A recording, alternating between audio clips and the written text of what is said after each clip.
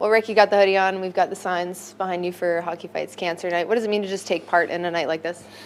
Well, it's with awareness, and it's just the NHL does a great job with that. My brother went through it, so it's close to your heart, and you love seeing the signs that people are who they fight for, and it's great awareness. And like I said, the NHL does an unbelievable job with it. Does it hit home that much more with what Dakota's just gone through? Yeah, it does. It was a tough thing to hear when Dakota got it, and then now he's better now, and now it's he's doing something he loves, and he's grateful for it. We get so wrapped up in our daily lives, but Yeah. when people actually go through this, Rick, to really put things in perspective. Yeah, I think sometimes all of us, and myself, we're grateful playing this sport, and sometimes when you're the doldrums and all that stuff, you think how lucky we are. So sometimes you need these reminders, and this is a sort of thing where it's nice to recognize people. I saw DPD walked in. Have you made a recall? Well, we didn't have an extra defenseman. Okay. Vinny was banged up, just in case something happened today. So it was just a precautionary. Bruno, obviously, Yeah. as a Adams Trophy finalist. You played with him briefly, I believe, in Washington. What do you have to guard against tonight against a Bruno coach team? I know they're struggling, but you saw in the playoffs what kind of game they can play. Yeah, they're listen. I don't look at their record. I look at the coach he is and the personnel they have. They're a desperate team. They're very desperate. We have to match desperation. We know that's an important game for them, and it's an important game for us. So, I'm not sure we should be waiting to see how they're going to come out. I think we know how they're going to come out. I don't know if you talked to Bruno during the season, but they're kind of in a similar situation. A couple of high-profile free agent signings. Yeah. They haven't quite got traction yet. They still got Forsberg on a heater, and they got a pretty good goalie. So you guys are kind of going through a bit of the same thing, trying to get more out of your teams. Yeah, I mean, it's just we're trying to find a 60-minute consistency. I really don't know their problem, to be honest with you. I know that they have some really good hockey players there, but just for our team, I'm just looking for a 60-minute consistency effort. Listen, we're a result-oriented business. I get it, but the results for me don't matter if you're not doing the process. And I think we just, I thought last game was a step in the right direction, and the one thing with this team, I'm proud of them. They don't throw a lot of duds. They might they might have a bad game here or there, but they do correct themselves pretty well. So I give the players a lot of credit for that. We saw Brock in the hallway with Boley the other day, just in sweats, just talking. You talk about this 2 or 3% improvement with Brock.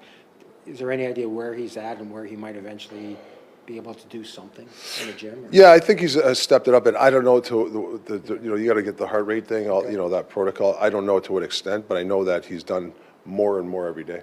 Is it Lankinen tonight? Yes. Lankinen against Saros then. Yes. So lots of incentive. Yeah, buddies. Yeah, it's not done on Yeah. Buddy, but it's Yeah. done on merit, but that's an interesting match. Yeah, tonight. sure.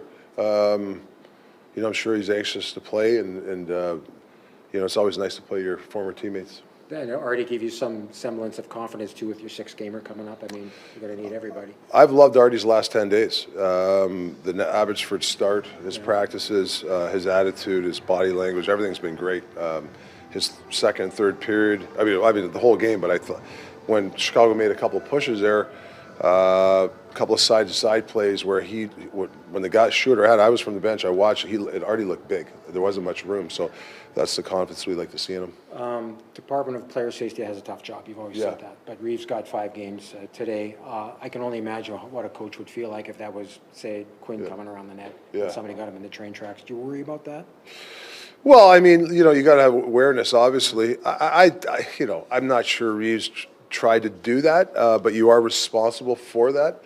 That's a hit. We got to get out of the game.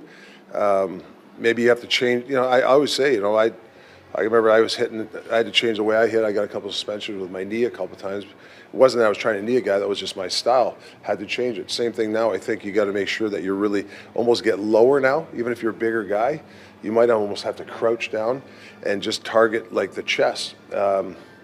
Or if you're too fast there, you might have to board it and just basically have body position, stick on puck and play it that way.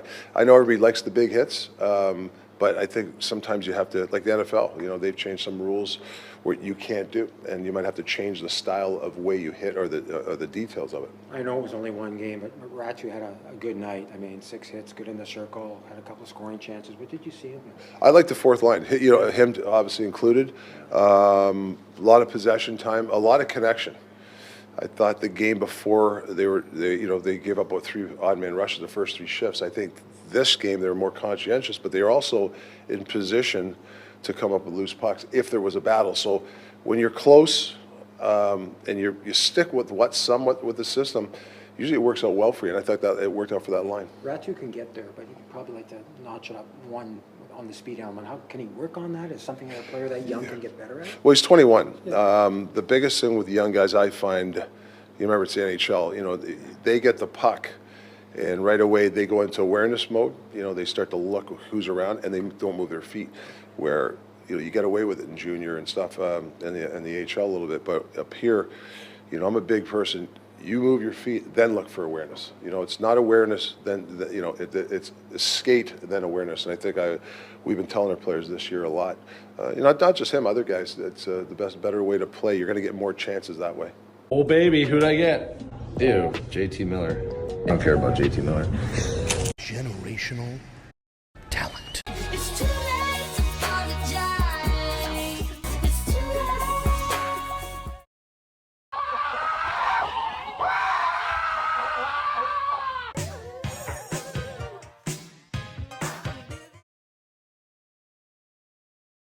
For you, you're healthy scratch early November, and then like there's. Yeah, I thought you forgot about that.